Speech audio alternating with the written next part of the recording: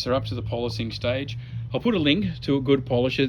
This style of polisher with the head on it like that is good for when you're working on a spot, something like that. I've got another style of polisher which is when you're doing flat surfaces. I'll put a link up to that sort of polishing. Now these foam mats here, often a polisher will come with foam, and it'll also come with like a woolen mitt. If you polish with a woolen mitt, particularly if you go a bit hard, like you're working a surface, you'll tend to get that halo 3D polished swirl marks sort of look, and it's not what you want. So I'd recommend you just use the foam and stick with foam. And the foam just needs a little bit of moisture. Don't make it wet. Whatever you do, it'll flick polish all over the place and make an unbelievable mess. So just a little bit damp. And then the polish you use will depend on how hard you want to go with the polish. This here is cut and polish. So anything with the word cut in it, that's going to actually do a bit of sanding and cut in. That's what we want in order to get rid of this dullness here. This here liquid polish, see it says for paintwork in good condition. So that's not the case here. This is a finishing polish, the same as this is diamond finish. This is all about what a polish does. Like this is the example.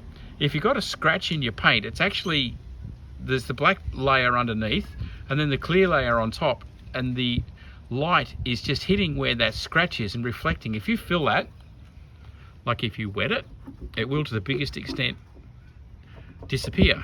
It lightens right off.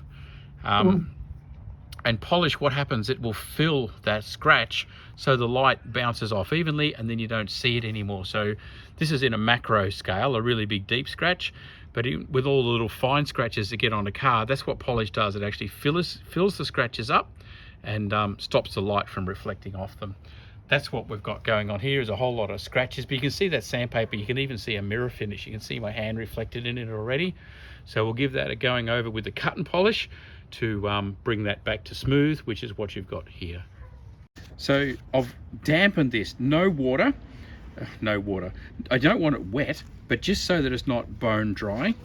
And then I'll put the polish on, and again, I'm going to put less on rather than more, and wiping it in to the polish mitt because I don't want it flicking all over the place. So just like that to start with, and then we'll give it a polish.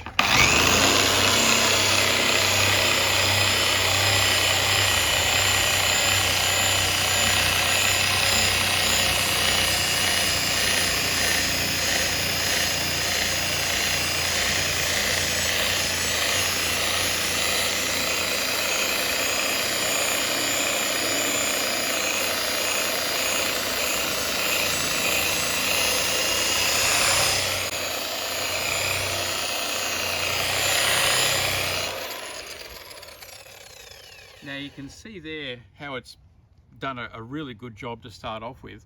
What's actually happened is that we've filled all of the scratches with polish, but I'm going to work this quite hard because I actually want to smooth them off. I don't want to just fill them with polish, but I want to smooth them down so it's all gone. So we'll keep on working this until all of that dullness disappears, until we get all of the paint nice and flat.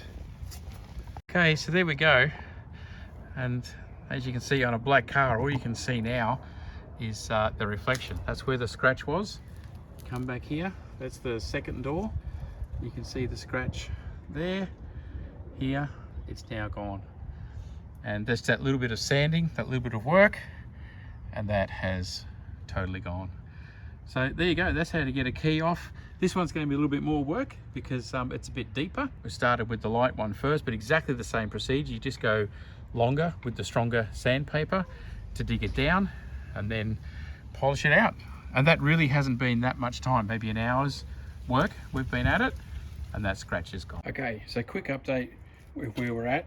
The front door here is where I was able to polish this out. There's just one spot there, you see that circle? I'm going to put some more polish onto that, but what's happened, I've come through the clear and getting through to the color, and that's what that is.